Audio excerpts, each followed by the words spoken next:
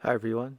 The mini tripod that I had for about 5 years finally broke, and I turned this into this. The core of the flexible legs is a thick gauge soft wire. The fatigue or weak point is where the wire connects to the base. I believe I stressed the legs one too many times when setting up for low angle shots and pressing the tripod flat on the table. I noticed that three screws held the top or ball head section of the tripod to the tripod base. First step was to remove the three screws to separate the top and bottom sections of the mini tripod. Next, I pried out the center section of the base and removed the three legs. Then I reattached the base plate to the bottom of the ball head with the three screws that were removed earlier. I found a scrap piece of 1/4 inch hardboard and cut it into a 6 by 4 inch piece. I used a hole saw to cut a 1 3/4 inch diameter circle into a 3/4 inch piece of plywood. This was slightly larger than the base of the mini ball head.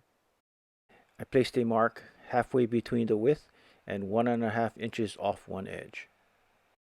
I applied wood glue to the 1 3/4 inch wood base and centered it on my mark and clamped it in place. While waiting for the wood glue to dry, I sanded the base of the ball head and attached a smartphone mount to the ball head. After 30 minutes, I removed the clamp and tested the positioning of the ball head. For the next step, I eyeballed it and positioned the one edge of the board parallel to the back of the smartphone mount. I use Gorilla Super Glue for this next step because it's a little bit thicker. I applied it to the base of the ball head, positioned it onto the wood base, and held it in place to set. After about a minute, I clamped the assembly together and let it cure for about 2 hours. I then removed the clamp and tested the movement of the ball head.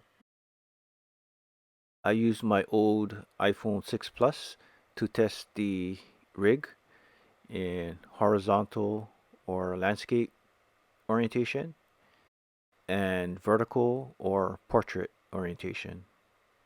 And here are sample tabletop views in horizontal orientation and vertical orientation. Time to get back to the garage for more hacks.